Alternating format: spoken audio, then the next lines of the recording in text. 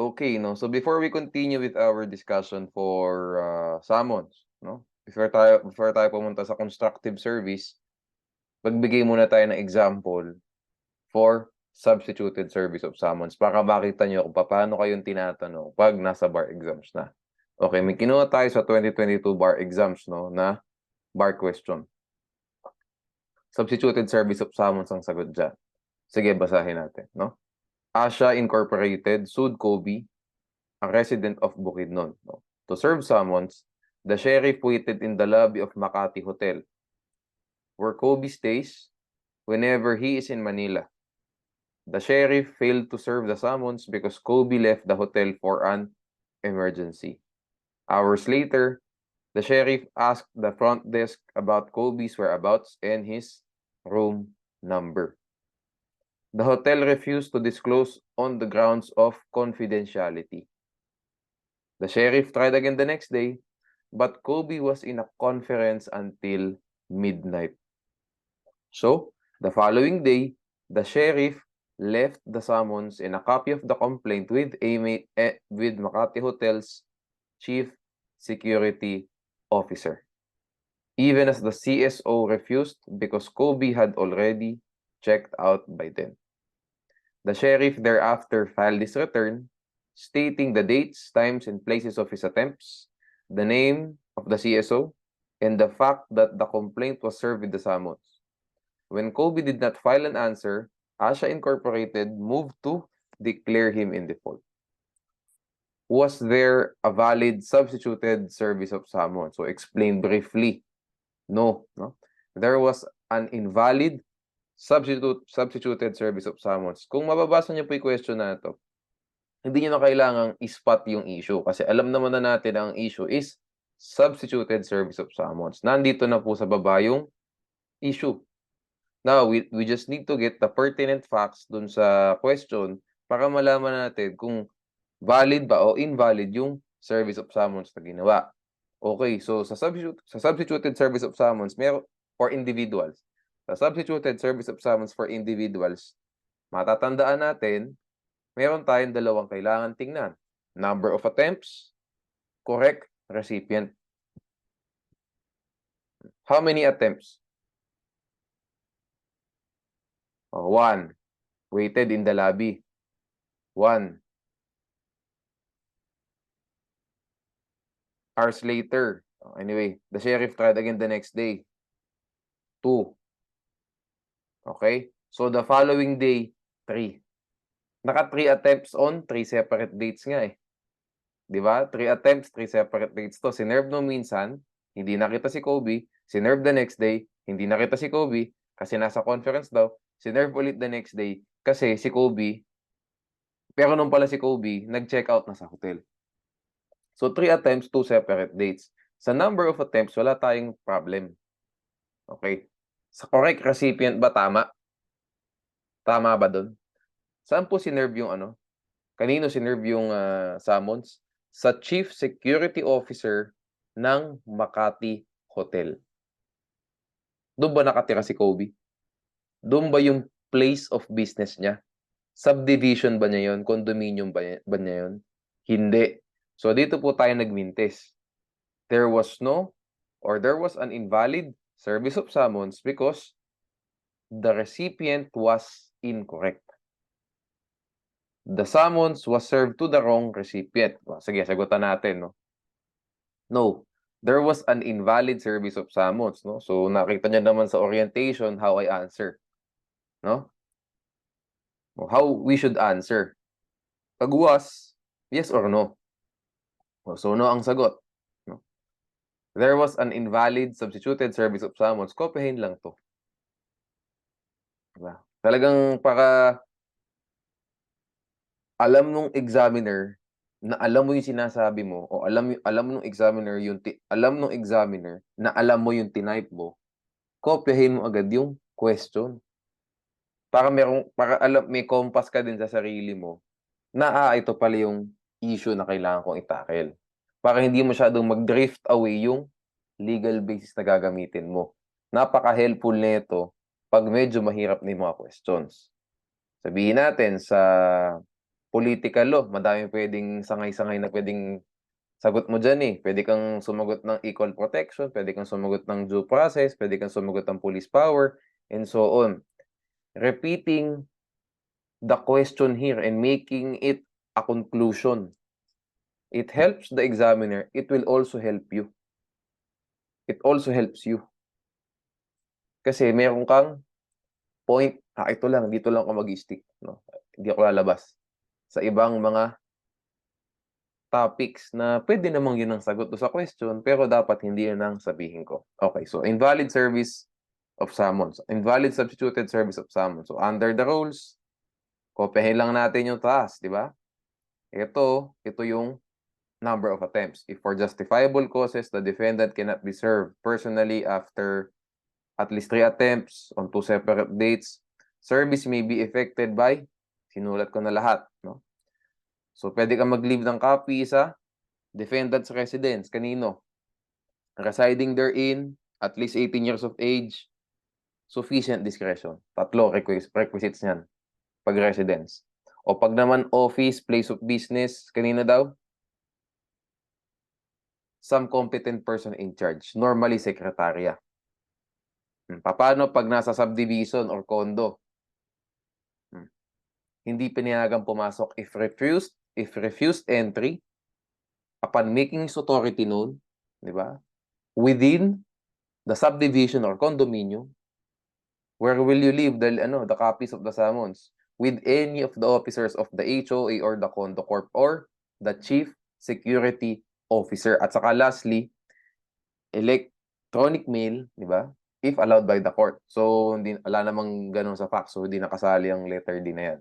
Okay, so here, the substituted service of summons was invalid because Makati Hotel was not the residence nor the place of business of Kobe. And the chief security officer was appointed by Makati Hotel and not by a homeowners association or condominium corporation, no? So, thus, lagyan natin, no? Thus, magdagdag pa tayo. The summons, the copy of the summons was left, no, to a person that was not provided under the rules or that was not covered by the rules. Ganun kasimple. Kasi ang cover, bahay, opisina, condo corp, condo or subdivision. Dun lang saka email. So, yun ang sagot. Thus, the copy of the summons was left to a person that was not covered by the rules. If you can see sa DAS ko, hindi ko inulit lang yung conclusion. Hindi ko inulit, di ba? Merong inad tayong something substantial do sa DAS. Kasi yung DAS, anyway, pwede naman din rin kayo maglagay niya. Kung dinelete nyo, perfect na rin yung score niya pag ganyan eh. So, walang magdagdag so that I can tahi everything. Matahi ko siya lahat. No? Basically, ito talaga yung summary of everything. Thus, summary ng application ko. Thus, the copy of the summons was left to a person that was not covered by the rules. Something like that. Pero pwede na rin wala yan. No? Kasi the examiner will already get your point. Kasi nga, nasabi mo na rin naman na hindi siya iniwan sa kung sino man ang sanction under the rules. Okay? Sige, with that being said, let's go to constructive service. Constructive service, tandaan nyo, it applies in limited instances. And this only applies to individual defendants. Okay? Limited instances, only to individual defendants. Yan. Okay? So, dalawa yan. Service upon a defendant where his identity is unknown or where his whereabouts are unknown. In practice po, at saka yung matatanong din sa inyo, hindi dito sa identity unknown kayo matatanong dyan. Bakit? Ba't ka magpa-file ng kaso? Di mo alam kung sino yung ihahabla mo.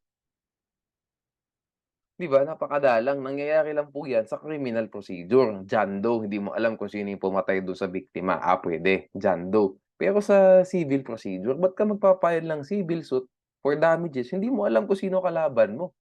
Alamin mo muna, saka ka mag-file. So, madalang kayong matatanong.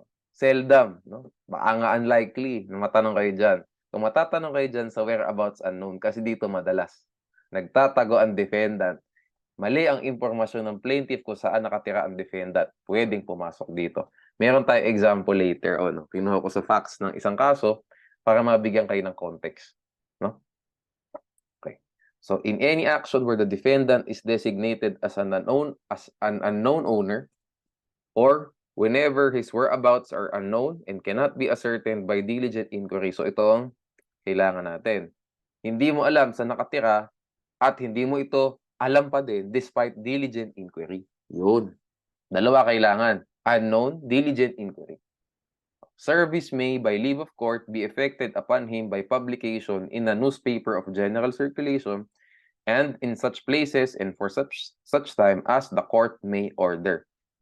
Kunin natin yung mga important words or phrases dyan. Una, may. May. Discretionary in nature. So, hindi po obligado na mag-service by publication palagi. No? The plaintiff can resort to substituted service of summons. Okay? The plaintiff can resort to substituted service of summons. Ito pong publication, alam naman nating mahal yan eh. Kasi per page ang bayad dyan sa dyaryo. May mga business na ganyan, mga dyaryo. Tapos, ang task nila, publication lang ng mga kaso-kaso. No? Mahal yan. Diba? Hindi mura yan, especially kung makapalang complaint. No? So, kung ayaw man nung plaintiff, pwede mag-substituted service of summons. Okay? Next, by leave of court. That means prior leave of court is required. So, the approval of the court is necessary. The plaintiff must first file a motion, di ba? For leave of court to or for the grant of service by publication. Hindi pwedeng magsa-serve na lang sa bigla. Okay? Sige, tandaan niyo yun na lahat po ng publication, kahit ano pa yan, constructive service, extraterritorial service, merong leave of court palagi. Kailangan hingi tayo ng pahintulot sa court palagi. Next question. Kasi po, ang motion, di ba sabi ko sa inyo may motion. Ang motion, pwedeng oral motion, pwedeng written or motion in writing. Ito po bang leave of court under Rule 14, Section 14? Dapat ba writing or pwedeng oral? Sabi po, writing dapat yan. Bakit? Interplay lang po, correlation lang natin sa Section 19, Rule 14. Nakalagay sa Section 19, Rule 14, any application to the court for leave to effect service in any manner for which leave of court is necessary shall be made by motion in writing. So, nandun na mismo sa rules na nagsabi. Rule 14 na ang nagsabi na dapat in writing siya. Next question. Yung bang motion for leave of court, motion lang ba yun o dapat may naka-attach din na something dyan? Dapat mayroon ding naka-attach dyan. Should an affidavit accompany or be attached to the motion for leave of court? Yes. Section 19, Rule 14 ulit. No? Any application to the court under this rule for leave to effect service in any manner for which leave of court necessary shall be made by motion in writing, supported by affidavit of the plaintiff or some person on his behalf, setting forth the grounds for the application. Ano yung ground mo? Hindi mo alam kung asan, whereabouts unknown, and hindi mo pa rin alam after a diligent inquiry. Okay? Based dun sa affidavit mo na yun, titingnan ng court kung i-grant o i-deny yung motion. O baka sabihin ng court, di, maghanap ka pa. Hindi mo lang pala alam kung asan, maghanap ka pa. Pwedeng ganun. No? Okay. If the motion was granted despite the absence of the affidavit, there will be an improper service of summons. So, kung action in personam yan, jurisdiction over the person of the defendant would not be acquired. Kung in rem naman o quasi in rem, due process will be violated. Okay? So, kaya po napaka-crucial niyang affidavit na yan. Kung wala yan, nag-motion lang, nag-oral motion lang, na leave of court, Your Honor, we'd like to orally move, ganyan, to serve the summons by publication. Granted, sinabing ganon. Okay, patay tayo dyan. Yung service by publication later on, invalid service of summons yun. Sumo total, walang jurisdiction over the person of the defendant or na-violate ang due process. O di ang sumo total pa ulit niyan, void yung judgment. Okay? What if the statements in the affidavit were untrue? Example is the plaintiff actually knew the whereabouts of the defendant and service of summons was later made by publication. No? If the statements in the affidavit were untrue, there will be an improper service of summons by publication. Same thing. Diba? Kasi this will not apply in the first place.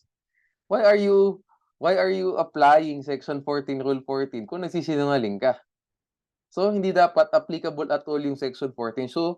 So the plaintiff should not have been authorized to serve by publication. Which means, lack of jurisdiction over the person of the defendant and so on ulit yan. Okay? So dito naman po sa next one, same lang din yung ano natin. Inulit ko lang, same lang din yung mga principles. Pero, iba lang yung factual circumstance. No? Dito naman, the defendant ordinarily resides within the Philippines but is temporarily out of the Philippines. No? Ordinarily resides within the Philippines but who is temporarily out of it? Question, attorney. Ang OFW ba pasok dito? Depende. No? Meron kasing OFW na sabihin natin seaman. Ang seaman naman, hindi naman ata ganun katagal sa barko lagi yan. Sakay ng 3-4 na buwan, 6 na buwan, balabas. Balik ulit sa Philippines. So, we can say that this person, this OFW, ordinarily resides within the Philippines. But temporarily out of it lang kasi nagtrabaho, nagseaman, no? 6 na buwan, mga ganyan. No? Depende sa kontrata. Of course, hindi ko na alam. No? Sa kontrata. May iba naman na matagal lang nasa abroad, 3-4 na taon. Can we still say na covered siya ng Section 16, Rule 14? Hindi na. Kasi resident na siya ng ibang bansa. Pag multiple years na, no? Nandun na sa ibang bansa, di ba? You are not temporarily out of the Philippines. Di ba? Bakasunan mo lang. Anyways, you get the point. No? Depende yan, no? Case-to-case basis. Kung OFW. Anyways, kung medyo pahirapan kayo na question. Pero kung mas madali, ang mangyayari dyan, sabihin natin, overseas trip lang, no? Nagbakasyon yung defendant. Ganun. Pero ordinarily, taga Maynila o nagbakasyon, nag-Japan at saka nag-attempt mag-serve yung sheriff ng summons. O yan, dyan talaga mag-a-apply yung Section 16, Rule 14. Okay? So, same thing sa affidavit, no? Sabihin mo doon, kung plaintiff ka, the defendant ordinarily resides in the Philippines but is temporarily out of it. Paano mo nasabi na temporarily out of it? Sinabi nung katulong, sinabi nung driver, sinabi nung asawa, and so on and so forth. Ikaw na bahala, ano nalagay mo sa affidavit? Okay. Huwag palang untrue. Mas magandang word. I like this, the better word, false. Much better na word. Mas aggressive. Okay. So, mamaya pala natin itatakal yung ano. Bibigyan ko kayo ng sample nito. Later on na lang, pag tinakal natin yung Section 19, Rule 14. Okay. Can jurisdiction over the person of the defendant be acquired by publication? So, pwede bang ma-acquire ang jurisdiction over the person of the defendant? No? Kasi baka iniisip nyo, dapat yung jurisdiction over the person of the defendant, nakukuha mo lang pag nag-personal service or nag-substituted, di ba? Ito po sagot. In these limited instances, tandaan nyo na limited instances. Huwag nyo po itong pakaparehas sa extraterritorial service. Do not. Iba yung extraterritorial, no? Mamaya itatakil natin pagkatapos nito. In these limited instances, yung temporarily out of it at saka yung whereabouts unknown, identity unknown, service by publication, pwede. Ma-acquire ang jurisdiction over the person of the defendant. Bakit? Balik tayo. Tingnan nyo to, in any action. Yan ang sabi, Section 14, Rule 14. Tingnan natin yung isang section. Section 16, any action. When any action, at saka isa, in any action. Dahil sinabi yung in any action, saka when any action, that means the rules, the provisions do not distinguish. We do not distinguish whether in personam, in rem, o quasi in rem yan. That means service by publication in these limited instances under Section 14 and 16, di ba? Proper service by publication, it will acquire jurisdiction over the person of the defendant. So kahit na action for collection of sum of money yung kaso, mag-publication ka lang, tuloy ang kaso. Okay? Tuloy yan. Pwede ka magpa-default and so on. Iibahin po natin to sa extraterritorial service. Kasi yung publication talaga, maririnig nyo yan o mababasa nyo talaga yan sa extraterritorial service. Kasi yun ang applicable talaga eh. Yun ang applicable talaga. Doon, in personam, hindi pwede. Kasi nakalagay po sa Section 15, makikita nyo, dapat personal status ng plaintiff or property which the defendant has an interest or claim or lien. Oh. So, makikita nyo, talagang yan, hindi pwede in personam. Okay, nasa provision lang naman lahat eh. If you master the provision, if minimemorize nyo talaga yan, hindi kayo masyadong mawawala sa discussion. Okay? So, ganito, no? Pag in personam, general rule, hindi pwedeng mag-service by publication. You cannot acquire jurisdiction over the person of the defendant by publication. No? Personal service or substituted service dapat. So, yung extraterritorial service under Section 15, that only applies to in rem and quasi in rem. Ang exception, ito pong dalawa na itong constructive service na to. First is temporarily out. Pangalawa, yung identity unknown, whereabouts unknown. Okay? Sige. Move tayo to, well, before we move to there, we move there sa extraterritorial, tackle muna natin to. Service by publication versus substituted service of summons. Sabi ko nga kanina, constructive service does not preclude the sheriff from effecting a substituted service of summons. Kailan to nangyayari normally? Sabihin natin, 2 linggo sa Japan. Oh, syempre, 3 araw mag-serve yung sheriff every day, Monday, Tuesday, Wednesday. Nung buong panahon na yon, yung tao nasa Japan. Okay na. Pero talagang taga Philippines. So, may option ngayon yung plaintiff. Oh, plaintiff, magsa-substituted service of summons ba tayo? Or magpa-publication ka? Choice mo. Siyempre, mag-substituted service of summons ka na kasi babalik naman ng Pilipinas yan. O, edi at least nakatipid ka pa. Tapos, substituted pa yan, hindi pa publication. Diba? Hindi mo pa kailangan magpunta sa newspaper company, wala lang ganyan. Diba? Practicality purposes, i-substituted mo. Diba? Okay, you get the point. Pero pag whereabouts unknown, mas maganda i-service by publication mo. Why? Kasi paano baka magkaroon ng problema yung substituted service of summons mo, alam mo kung bakit? Sasabihin lang ng defendant pag lumitaw yan, ba't doon ka nag-substituted service of summons? Hindi ko naman residence yan. Oh, doon tayo magkakaroon ng problema dyan. Ba, hindi ko naman tirahan yun ah. Tapos iniwan mo doon sa katulong sa bahay doon. O, hindi naman ako taga dyan. Invalid yung service of summons. See? Diba? So, kung whereabouts unknown, maganda publication para covered mo buong Philippines. Newspaper, general circulation eh, di ba? Oh, pero pag temporarily out of the Philippines lang, mag-substituted ka.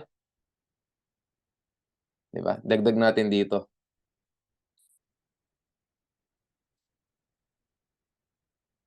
Meanwhile, no, if the whereabouts of the defendant are unknown, no, after a diligent inquiry, it is better to resort to service by publication because it would prevent. Yan. The defendant from, wait lang, wag na natin sabihin yung prevent the defendant. Basta it is better to resort to service by publication. Bakit? Kasi nga, baka gawin yung justification later on na, void yung judgment. Kasi hindi ko tirahan yan. Ba't doon mo isinerve ng substituted? Diba? Okay. Yan. Okay? Okay. Okay. Extraterritorial service na tayo, no? Requisites ulit, leave of court. Kasi nga, publication to, mga kapatid, no? So, leave of court ulit siya. Next, ano ang personal circumstance dapat ng defendant? Ilalagay ko dito. Personal circumstance. Ay.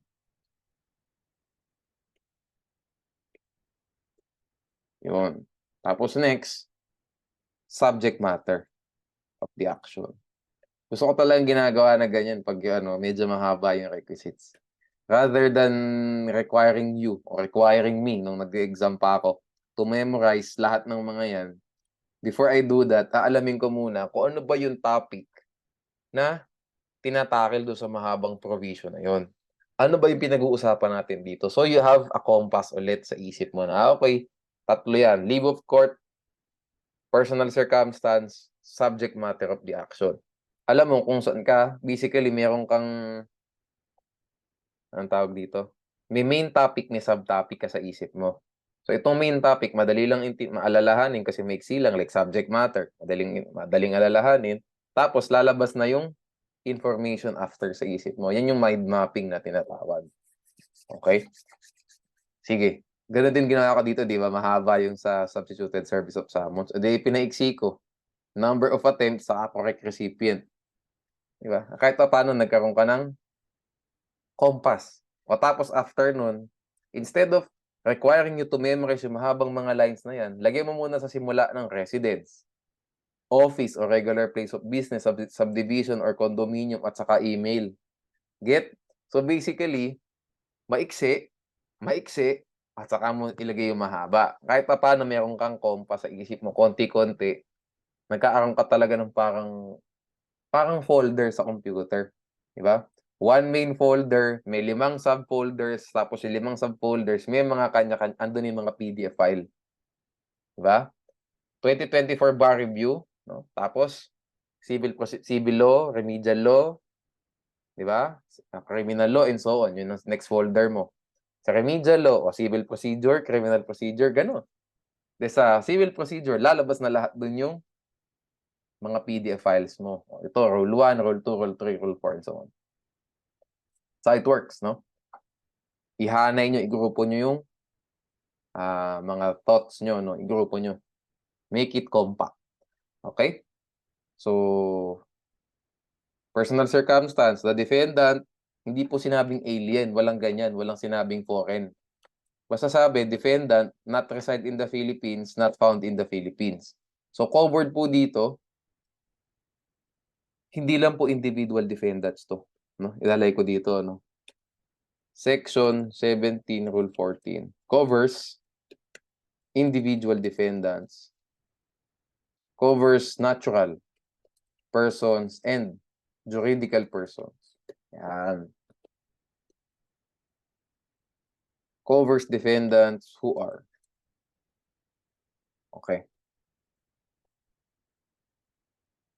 Wag pa lang covers. Applies. So, pwedeng covers na rin para maiba. Ayan, no?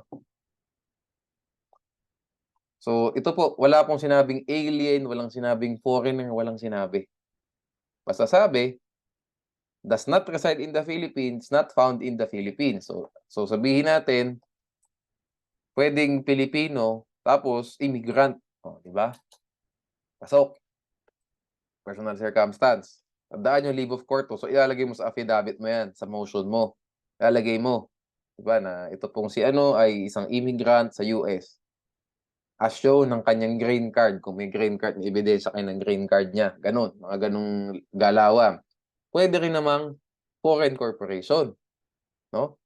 A foreign corporation is a resident of the Philippines if it is engaged in business in the Philippines or if it is doing business in the Philippines. If a foreign corporation is not engaged or is not doing business in the Philippines, non-resident po ang tawag dyan.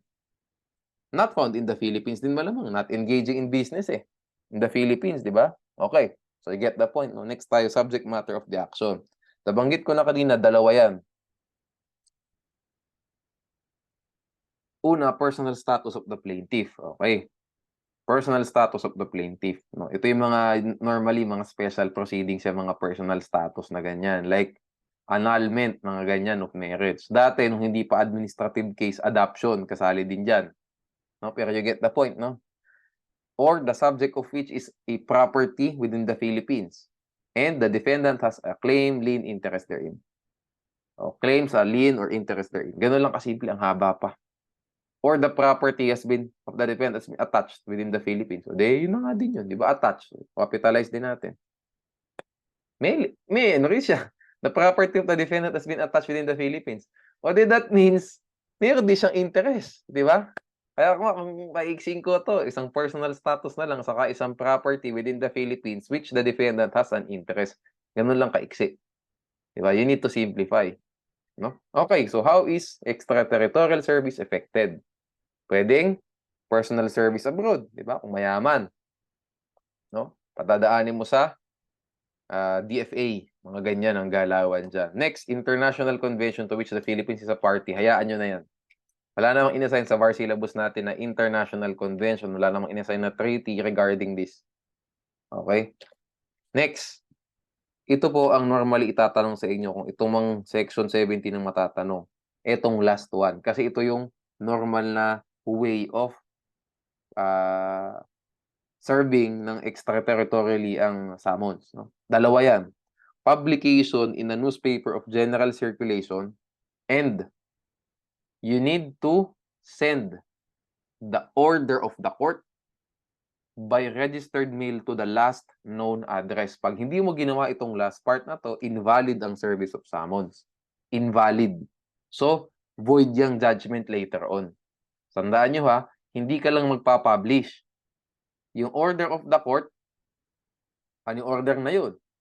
Yung order granting your motion na pwedeng iserve to by publication. No? Di i-attach mo din doon malamang yung publication. Di ba? Yung, ano yan eh, i-screenshot mo yan o i-scan mo yung dyaryo. Igaganon mo. Naka-attach doon sa, doon sa isesend mo. Ito po yung mga, ito, date na to, anong pangalan ng dyaryo, kung ano man yan. Andun, naka-attach dyan. An order of the court shall be sent by registered mail to the last known address of the defendant. Ganun ang style. Okay? So, end, no? Una mo gagawin dyan, magpa-publish ka muna, and then, send mo after yung order of the court, no? Dun sa last known address of the defendant. Okay? So, tandaan nyo ha, 2 parts yan. Okay? So, as I said before, di pala section 15, no? Nalito ako. Section 17 pala. Section 17 ng extraterritorial service, no? So, scrap niyo sinabi ko rin itong section 15 kanina, ha? Section 17. Okay? Section 17, Rule 14 applies to actions in rem and quasi in rem. It does not apply to in personam. Bakit? Bakit ganun? Ito po sa kaso ni Vilayo Fong versus spouses Vilayo. Okay. So, sabi, ang Section 17, Rule 14, dati kasi ibang section yan, no, nung hindi pa inaamin, no? Okay, kaya nalito ako sa mga Section 15, Section 15. Kasi dati nga pala, Section 15 yan, extraterritorial service, kaya nalito ako. Section 17 siya ngayon, no? Kasi nagdagdag na ng provision sa Rule 14. Okay, so it only applies to 4 instances, ang extraterritorial service, personal status of the plaintiff, property, blah, blah, blah. Okay? Basta interest in a property located, puro property lang talaga. So, dalawa lang yan. Either property or personal status. So, in these instances, pwedeng ito na, no, yung mga modes. Diba? Nadagdagan na siya ngayon kasi ngayon mayroon ng international convention which hindi naman natin kailangan aralin muna. Okay? Thus, extrajudicial. Baka dapat mali ata yung case. Extraterritorial. Extraterritorial service of summons applies only, 'di ba, where the action is in rem or quasi in rem.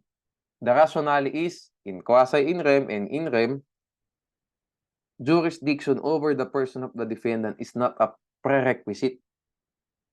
'Di ba? Provided that the court acquires jurisdiction over the rest or the thing itself. Kaya pwede kang mag-publication. Tandaan nyo, i-separate nyo to dun sa temporarily outside the Philippines at saka dun sa identity unknown, whereabouts unknown. Kasi dun pwede. Publication, in personam, no problem. Limited instances, dalawa lang. Okay. Where the action is in personam, sabi dito sa Velayo Fong case, no? Jurisdiction over the person of the defendant is necessary for the court to try and decide the case. When the defendant is a non-resident, personal service of summons within the state is essential for the acquisition of jurisdiction over the person. Summons on the defendant must be served by handing a copy, tendering it to him. So yung ngayon nabanggit ko before, no, either you hand it or you tender it. If the defendant refuses to receive and sign the summons, no, yung service of summons. Okay. This cannot be done, however, if the defendant is not physically present in the Philippines kasi nga, not residing, not found in the Philippines. And thus, the court cannot acquire jurisdiction over his person. Therefore, the court cannot validly try and decide the case against him. So, pag in person, sabihin natin, personal status of the plaintiff, annulment, ay, di pala. Di pala ganun. Sabihin natin, action for collection of sum of money. A versus B. Si B wala sa Philippines, immigrant na siya sa US. Tanong, saan mo ipa-file ang kaso? Punta ka sa BP 129 saka sa venue. So, sabihin natin, 5 million yung pera na kiniklaim, tapos si A nakatira sa Maynila. So, final yung kaso sa RTC Manila. Tama ba yun? Will the case be dismissed based on that ground? No. Kasi there was proper, the court is competent.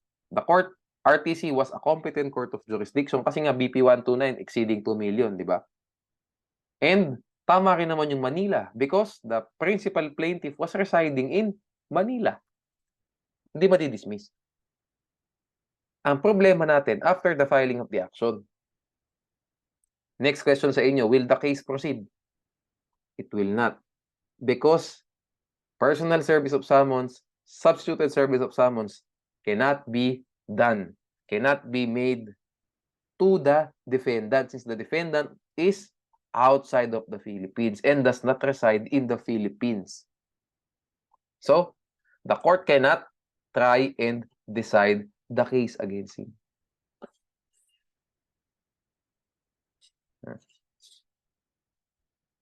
Cannot be. So, ano mangyayari sa kaso? Ang tawag dyan, archive.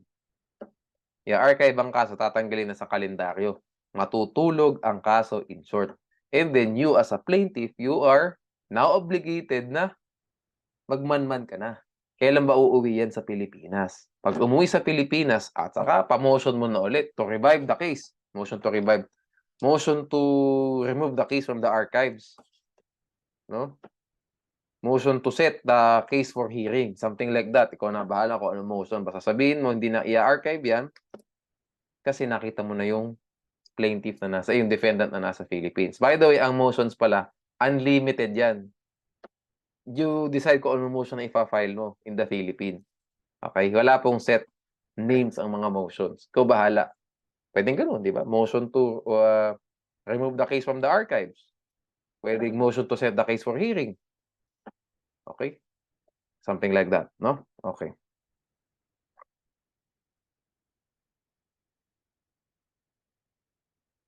Sige.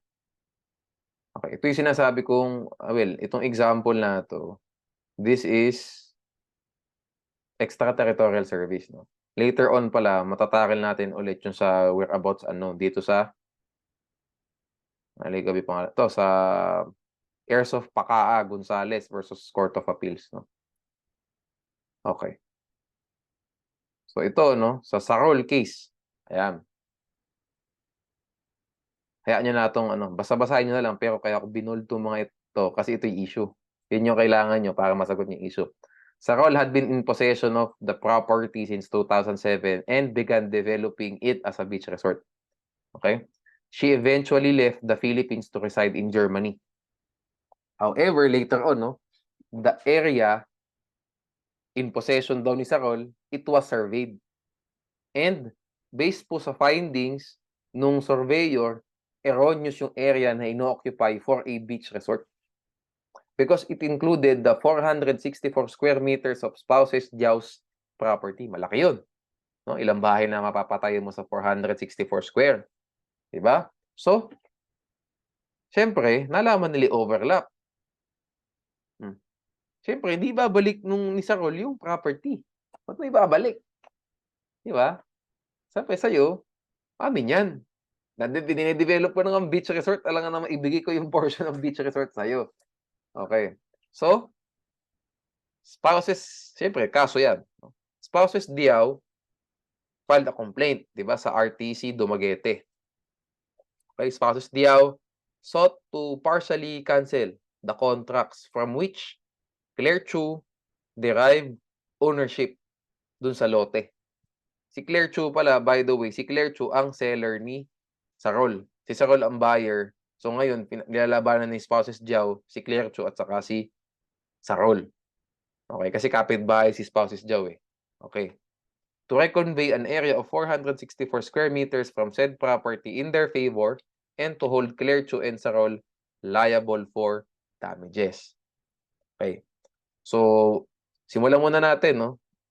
Wait, before we start pala, yun, simulan muna natin. Before we start, ito pong kaso na to, applicable ba ang Section 17 Rule 14? Yes, applicable. Kasi action quasi in rem yan. Why? The action is annulment of deed of sale, annulment of contract of sale. And case law dictates that annulment of whatever, annulment of deed of sale, annulment of real estate mortgage, annulment of foreclosure sale, these are actions quasi in rem. So, pasok tayo sa Section 17 Rule 14. Okay? Hindi siya in personam. Sige. Okay. So, on April 16, 2015, Respondent Sheriff Tale issued a sheriff's return of summons which states that summons was served on Claire Chu. So, yung seller na serban. But could not be served to Sarol on the ground that she is out of the country. Bakit po out of the country? Residing in Germany. So, Filipino, but not found in the Philippines, also not residing in the Philippines. Pasok na naman po sa Section 17, Rule 14. Okay. On April, ayan, July 10, 2015, the alias summons was not served because nobody was around the location. Kasi po, no, as I said before sa discussion natin, yung alias summons before, ini-issue yan kung gusto ipaulit yung service. Okay? Nag-summons, nag-serve ng summons, hindi na-serve. Nagbigay ng sheriff's return yung sheriff na ay di namin po na-serve kasi wala sa Philippines o di namin makita yung defendant. O kung makulit yung plaintiff, gusto pa, magpapa-alias summons. Yun yung alias summons nung before the amendments. Yung alias summons ngayon, i-issue lang yan if na-lost, if na-lose, or na-destroy yung original summons. Hindi ka hindi ka magpapa-reissue, hindi ka mag-i-issue ng alias summons kung hindi mo lang ma-serve yung summons nowadays. Ngayon po, ang summons, valid yan until duly served. So hanggat hindi na-serve kahit na 10 returns ang ibigay ng sheriff, yun pa rin po yung summons natin. Okay? Anyways, tuloy tayo. For this reason, Spouses Diao moved that summons be served by publication in a newspaper of general circulation in the city of Dumaguete and the province of Negros Oriental. Pursuant to, pinalitan ko na ito, Section 15 kasi dati yan. Section 17, Rule 14 of the Rules of Court on extraterritorial service of summons. Okay? Okay, no? So, Sarol, on the other hand, failed to file any pleadings with the RTC. Malamang. Kasi, nagbabasa ba ng dyaryo yan si Sarol sa Germany nga. Kung magbabasa ng dyaryo yan, yung dyaryo sa Germany, di ba? Hindi sa Philippines. So, hindi talaga makakasagot ng pleading yan. Baka hindi rin binalitaan ni Claire Chu kung ano na yung kaso laban sa kanila. So, wala. So, upon motion of spouses Diao, Claire Chu and Sarol, si Claire Chu din pala na declare in default for a different reason. Kasi daw, hindi nag-appear sa pre-trial. Okay. Anyways, doon tayo kay Sarol mag-focus, no? Sarol was declared in default. Okay? And this is weird, actually. Kasi pag pre-trial, hindi ka magpapa-default. Hindi dapat default yan. Pag kay Claire Chu. Dapat, present evidence ex parte ka na lang. Hindi dapat default. Diba? Kasi nag-file ng answer eh. Anyways, that's besides the point. Hindi naman na yun yung topic dito. Nasasama sa tayo. Okay, so on December 13, 2017, so ang tagal na nung kaso, no? The RTC rendered a decision in favor of spouses Diao. Question: did the RTC properly grant the motion for leave of court to serve the summons by publication in a newspaper of general circulation pursuant to Section 17, Rule 14? Explain. Yes, no? Why? Example, explain. Kasi unang-una, huwag na nating anuhin din to. Pasok yan, no? You get the legal basis naman, kasi Sarol was a resident of Germany and she was not found in the Philippines. So, pasok tayo dun sa una. Subject matter. Okay? Next, meron pala isa ang kulang dito, leave of court, no? Because, may entry. Spouses Diao filed a motion for leave of court to effect on a service of summons by publication. Okay, so bakit daw, no? Kasi nga, not residing in the Philippines, not found in the Philippines, and the action related to a property in Negros Oriental, which Sarol had an interest in. Okay, kasi nga, defendant has an interest in, di ba? Negros Oriental nga ba yung property? Yes, no? Yes. Okay. And, hindi naman nag-grant outrightly yung court ng service by publication. Nag-motion muna yung spouses Diao. Kaya, it properly granted the service by publication. No? Service of summons by publication. Okay. Leave of court, proof of service by publication. Read this through na lang. No? Punta tayo straight sa example. No? So, example natin, 2005 case. No? So, ito, itatakel natin yung specifically yung proof of service at saka yung leave of court, proof of service by publication to. So, yung mga naka-bold na lang din yung itakel natin. No? Summons together with the copy of the complaint was served to spouses Amarillo, but not to FUA, no? Because he was unknown at his given address at Salinas Compound, Salinas Drive, Lahug, Cebu City. So, hindi po alam yung whereabouts ni FUA. Diba? FUA, who was unknown at his given address. O di whereabouts unknown. May binigay kang address, hindi ka naman kilala ng mga tao doon. Your whereabouts are unknown. So, doon po sa constructive service, pasok tayo doon. Pasok, di ba? Doon sa section 14, rule 14, no? Tama ba tayo ng number na sinabi, no? Yes, pasok, no? Whereabouts unknown, cannot be ascertained by diligent inquiry. Pasok. Okay. Next, ayan. The heirs of Gacho, ito yung, ano dito? Ito yung plaintiff, no? File a motion to effect service of summons by publication, which motion was granted. Okay? The motion was not accompanied with an affidavit setting forth the grounds for the application. The trial court granted the motion. Thus, summons in the copy of the complaints, no, were accordingly published once a week for 3 consecutive weeks or on October 17, 24, 31, 1988 in the Visayan Herald.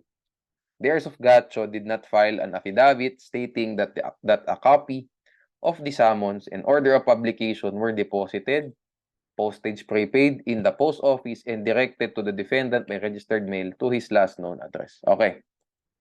No answer having been received from FUA within the reglementary period, the trial court declared him in default, and the heirs of Gacho were allowed to, as they did, present their evidence ex parte.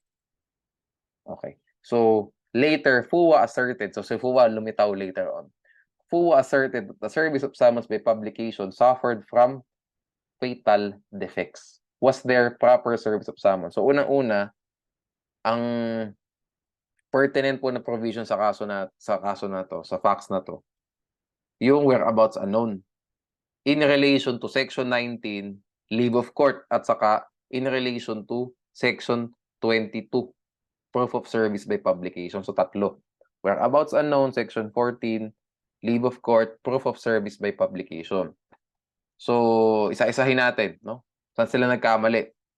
No, there was an improper service of summons for multiple reasons. Multiple reasons yan. So ito na, alam na natin to, no? Ayan, yun yung section 14.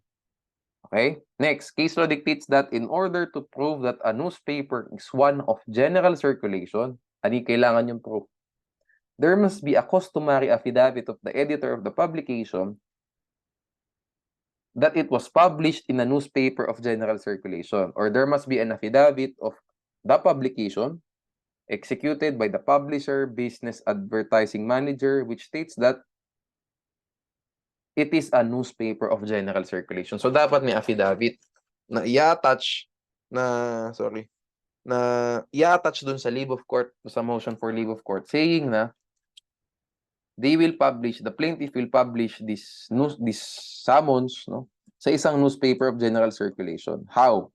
How can you prove? O anong patunay mo? Ito po yung affidavit ng editor in chief, ng publisher. Sabi, newspaper of general circulation sila. Okay? Further, any application to the court under this rule, ito na yun, section 19, for leave of court shall be supported by an affidavit of the plaintiff or some person on his behalf setting forth the grounds for the application. So, dapat mo sabihin dyan, whereabouts unknown, after diligent inquiry. Kailangan mong sabihin sa affidavit mo yun, na hindi po talaga namin mahanap kahit na naghalughog na kami sa probinsya na to, sa stated address niya. Okay? Lastly, in order to prove that service was made by publication, there must be an affidavit of the publisher, editor, business, or advertising manager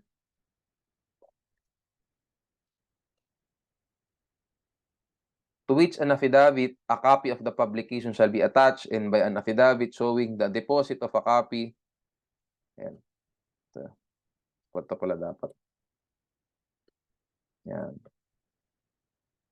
By an affidavit showing the deposit of a copy of the summons in order for publication in the post office, postage prepaid, directed to the defendant by registered mail to his last known address.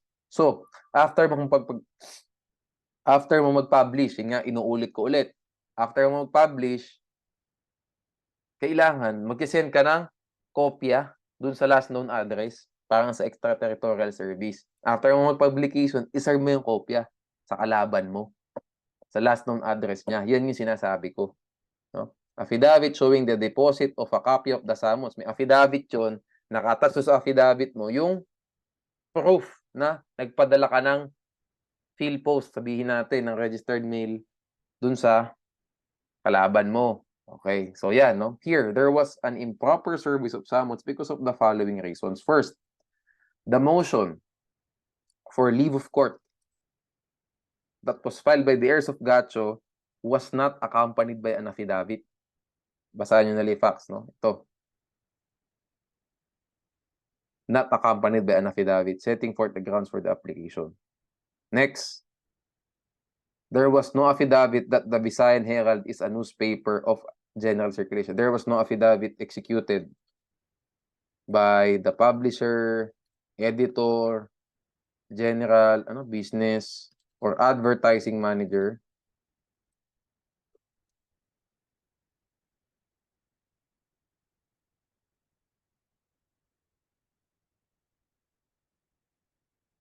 that Visayan Herald is a newspaper of general circulation. So, it did not comply with Section 14, Rule 14. Kasi sabi po sa Section 14, Rule 14, nakalagay dyan, ayan, newspaper of general circulation. So, how can you prove?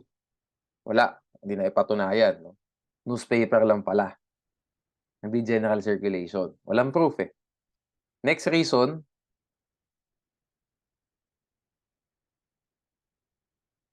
the heirs of Gadget did not file an affidavit showing the deposit of a copy of the summons in order for publication in the post office. Ibig sabihin natin, okay, napatunayan nyo nga na nag-publish kayo, hindi nyo naman napatunayan na isinend nyo yung kopya ng publication at saka nung summons sa last known address ng defendant.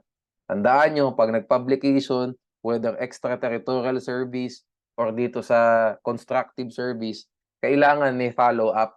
After ng publication, magsisend ka pa dun sa, tandaan nyo yun, kailang ulit na ako, dun sa last known address. Okay? Yun yung last step. Ayan, no? Ito yung nilagay ko sa fax.